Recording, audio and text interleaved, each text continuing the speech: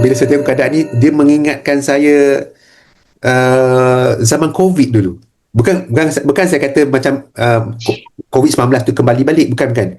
Perasaan macam ketidakpastian ekonomi tu rasa macam kat COVID. Kerana masa tu pelik.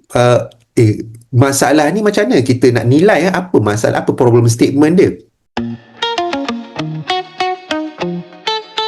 Apa yang sebenarnya kita boleh buat, kan? Kita dah tahu dah kesan dia dan sebagainya. Government pun mungkin dah ada dia punya langkah-langkah yang dia akan buat. Dia boleh fish, lepas tu tak boleh belanja lepas raya dan sebagainya. So apa dekat peringkat individu, SME pun apa yang kita boleh buat? Baik. Saya suka soalan ni. Sebenarnya secara jujurnya, bila saya tengok keadaan ni, dia mengingatkan saya zaman COVID dulu. Bukan saya kata macam COVID-19 tu kembali balik, bukan. Perasaan macam ketidakpastian ekonomi tu rasa macam kat COVID. Kerana masa tu pelik.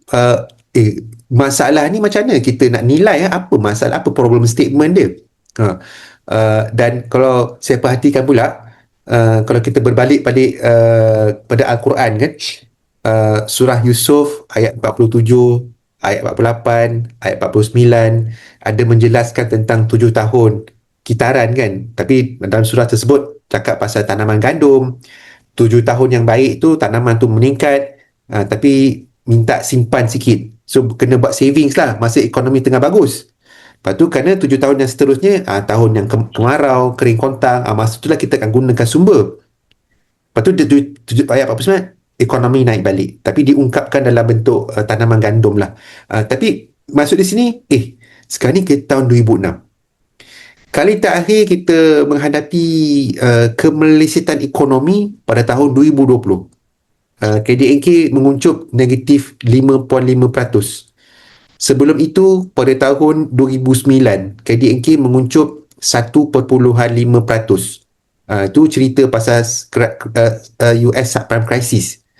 Kemudian pada tahun 1998, ekonomi menguncup sebanyak 7.4%. Disebabkan Asia Financial Crisis.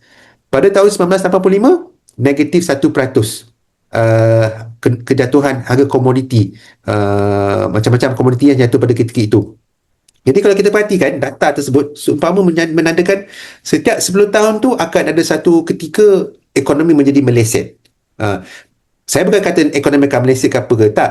Tapi itulah signal ataupun faktor sejarah yang kita dapat lihat sebelum ini, yang mana saya kira boleh digunakan secara strategik. Bagaimana syarikat, bisnes-bisnes, pelabur untuk merancang pelaburan mereka, untuk merancang aktiviti perniagaan mereka. Kerana kita tahu ekonomi ada cycle. Cuma kita tak tahu trigger dia. Apa trigger dia? Masa COVID tu pun saya ingat pada ketika itu saya pun tak pasti apa trigger.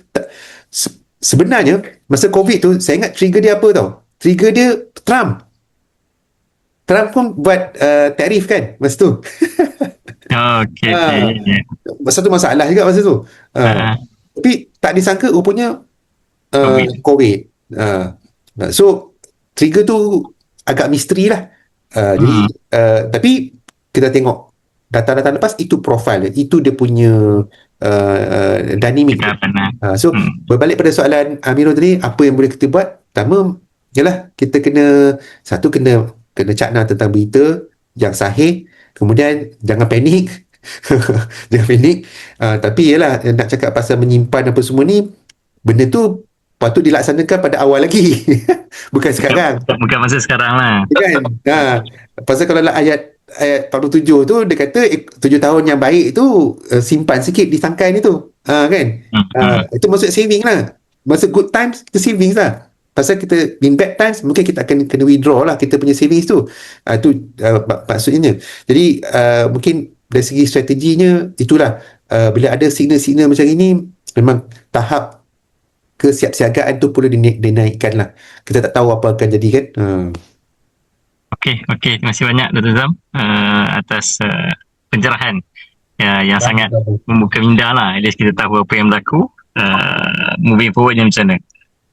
Cuma tapi betul, ketidakpastian kita pun tak tahu bila konflik ni berakhir. Betul. Kalau pun konflik tu berakhir, sampai bila kesan tu akan berpanjangan lah. Ya. Okey, Dr. Zam, saya rasa kita boleh end the session. Terima kasih banyak bersama dengan kami, MFP, saya Amirul dan Cik Burhan dalam sesi ini, insyaAllah. Okey. Terima kasih, Pak. Senang raya. Sama.